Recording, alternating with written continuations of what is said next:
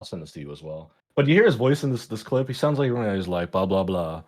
Okay. My buddy who also likes these movies just sent this to me.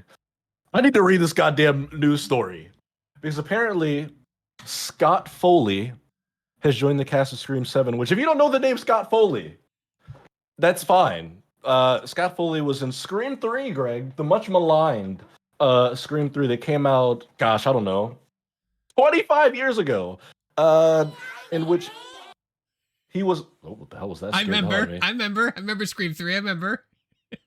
He was the villain. He was the evil Ghostface in Scream 3. They shot him in the head at the end of it. Mick Foley, no, this is Scott, unfortunately. Maybe they're related. I wouldn't be surprised. He was an baby. Matt Foley? He lives in a van down by the river. Scott Foley was the killer in Scream 3.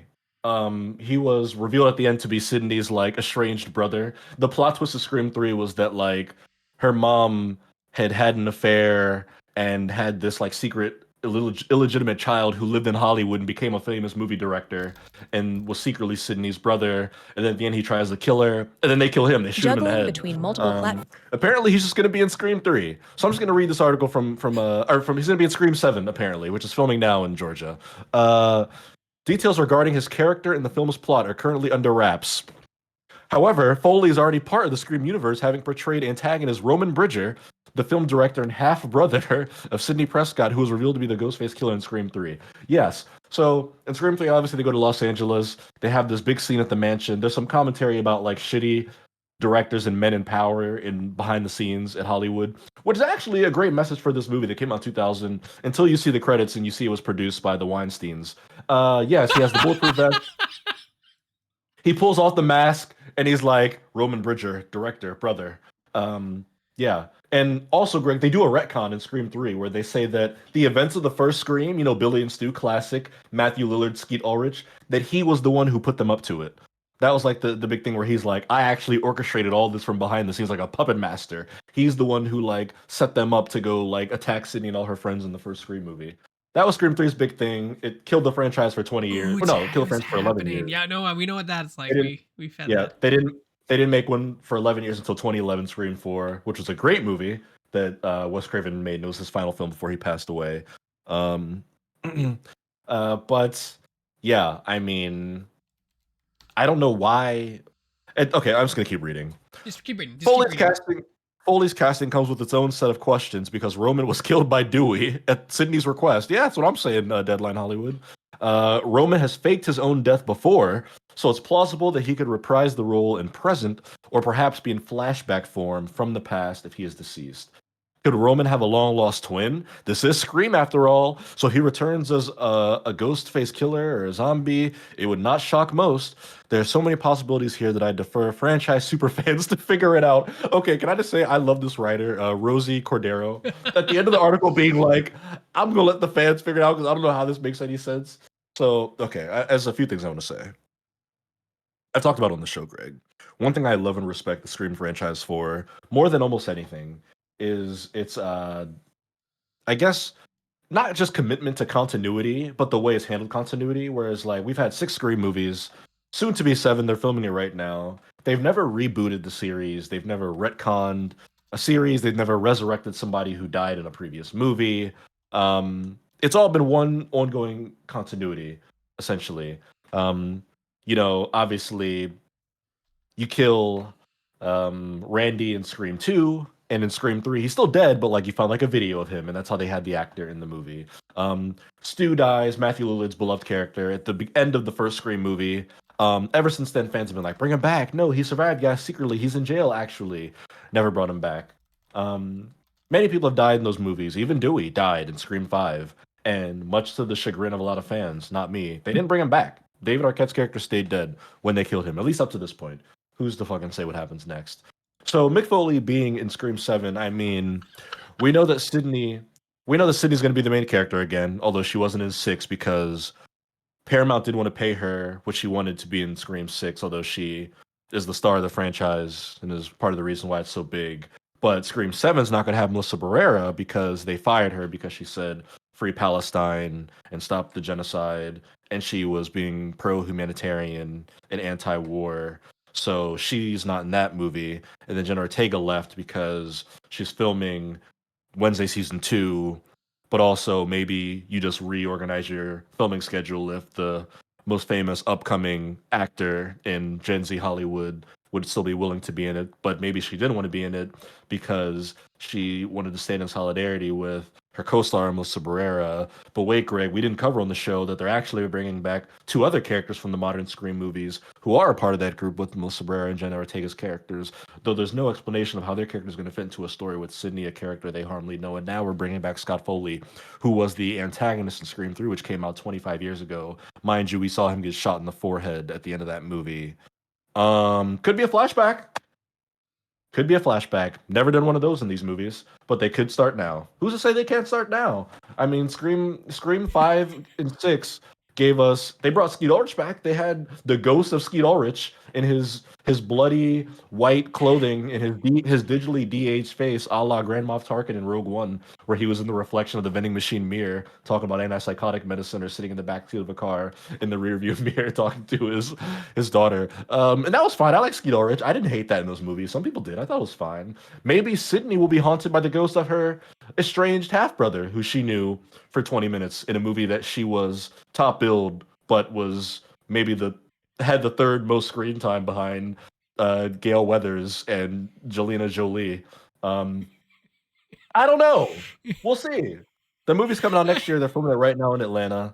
I have mixed feelings. If you can't tell, I have mixed feelings about the Scream. I feel like that meme, that Padme meme, where like, he's not a zombie, right? Like in Padme, he's not a zombie, right? And then Anakin, he's not a zombie, right? We're not going supernatural, are we? Donovan's like, it's be fine, it's fine. He's gonna be in the movie as a flashback. It'll be great. We've done that before. He won't be in the movie as a person, because that would just be ridiculous if they went supernatural. They'll never do that. Never say that. We're not gonna retcon. Never say. We're not gonna retcon. They're not gonna retcon 8 movies. They would never do that. He's alive. And you know what? I have to go full into this now because they cast like 12 people in this movie, Greg, over the last month, and we haven't talked about it. Every week, I just don't put it on our run-up show because I'm like, why? You should put it on. This is great. This is great. Joel McHale. You sound so nervous. You know Joel McHale, guys,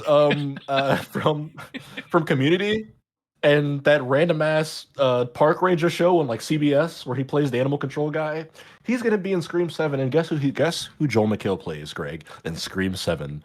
The husband of Sidney Prescott. Now, again, this is great.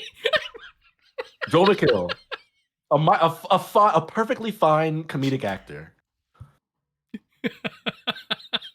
In the Scream series, right? Sidney Prescott has multiple love interests. Obviously, in the original movie, she has she has Billy Loomis, who obviously ends up being a serial killer and the Ghostface killer who's trying to hurt her and her friends. It's a big plot twist and is part of why that movie is so beloved and iconic. He dies at the end of that movie. Okay. Or does he? No, he definitely does. In Scream 2, Cindy goes off to college. She goes to Windsor College in Ohio. And there, she meets another young man who she starts dating. And I believe, what's the name of Cindy's boyfriend in Scream 2? Is it David? I forget. But there's another young Caucasian brunette gentleman that she dates in Scream 2. He is not the Ghostface killer, but he also dies in that movie. He gets killed by Ghostface. Scream 3, the much maligned Scream 3, which, is set in Hollywood, California. Cindy does not have a significant other, but she develops a relationship with a character named Mark Kincaid, who is played by Patrick Dempsey, who you all may know Patrick Dempsey as Dr. McDreamy from Grey's Anatomy. Very beloved television actor. He's a sheriff in Scream 3, and he's investigating the Ghostface killings, Greg, as you may or may not recall. And Sydney have a little bit of a flirtatious back and forth thing. There's a scene where he's talking to her in his office, and they have there's like a really edgy line where she's like, "What's your favorite scary movie?" or something. He's like, "Oh, my life." That is very like this edgy thing going on. And at the end of Scream 3, literally at the end of Scream 3, there's a little wholesome thing. It's supposed to be the end of the series, but mind you, Scream 3. It's a wholesome thing where Sydney's back at her house on the ranch. She's like about to lock her door, but she doesn't because she feels safe. And she goes and sits on her couch to watch a movie. And who's in Sydney's house about to sit on the couch with her? Detective Mark Kincaid, Patrick Dempsey. Door shuts, movie ends. And the implication there is that maybe they're going to blossom a relationship. Now, what happens in Scream 4? We find out that, oh, things are kind of weird with Sydney's love life, whatever. We move past it. Franchise sits dormant for a decade and 1 year. 2022, Greg, the Scream franchise gets revived. It's a requel, you know. What do we learn about Sydney in that movie? She has children. In fact, she has multiple children. We see her pushing the stroller down the pier. And what does Sydney say? Oh, yeah, Mark and the kids. Mark and the kids, as in Mark Kincaid? Mark Kincaid, the character from Scream 3. Oh my gosh, Sydney did end up marrying Patrick Dempsey's character. Wow. Okay. That's awesome. It's a great moment for fans. It put a smile on our faces in the theater. We're like, oh, it's a reference to Scream 3, a much maligned movie, but one that still has some bright spots. But we love that Sydney got her happy ending with Mark Kincaid, the charming, handsome Patrick Dempsey played character from Scream 3. Mark, her husband Mark, as she says. Scream 6 comes out. What happens? Sydney Prescott's not in Scream 6 because of reasons not related to the story of the films. What happens in it? Courtney Cox, Gail Weathers herself, says, oh, Sydney's not coming. She's staying with Mark and the kids to keep her family safe. Mark Kincaid, presumably, the character from Scream 3 that fans know and love. Patrick Dempsey, Dr. McDreamy, again, might I remind you. So, when we find out that Scream 7 is going to center on Sydney again, we're like, oh, we're probably going to get Professor McDreamy back? Patrick Dempsey's going to come back play his character from Scream 3, guys. That'll be fun. That'll be something to enjoy in this godforsaken film. But then we get the announcement on January 16th at 9 a.m. Joel McHale has been cast in Scream 7 as Sidney Prescott's husband, Mark Evans. Got him. Got him. Mark Evans. Because we gotcha. We never said it was Mark Kincaid, technically.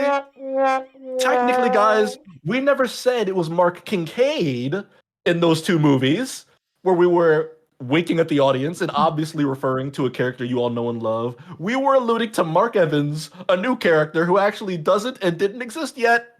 He's played by Joel McHale. You thought you were getting Patrick Dempsey, and you're not, because apparently Patrick Dempsey is in too high of demand these days.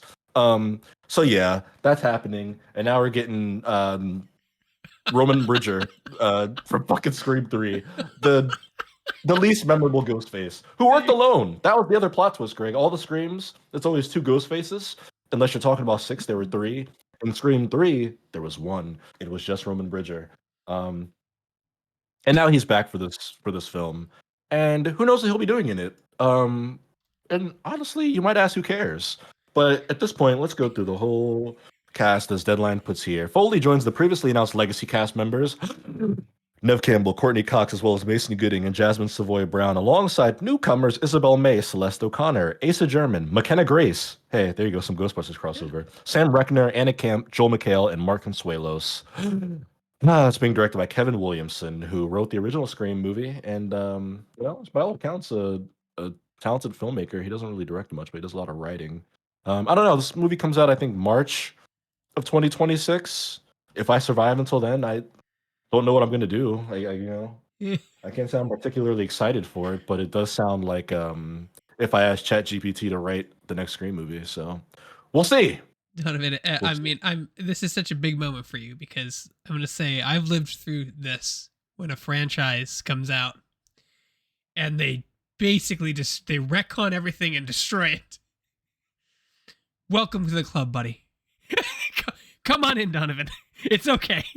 Come to the club of destroyed franchises. It might come back in 10 years and it'll be better.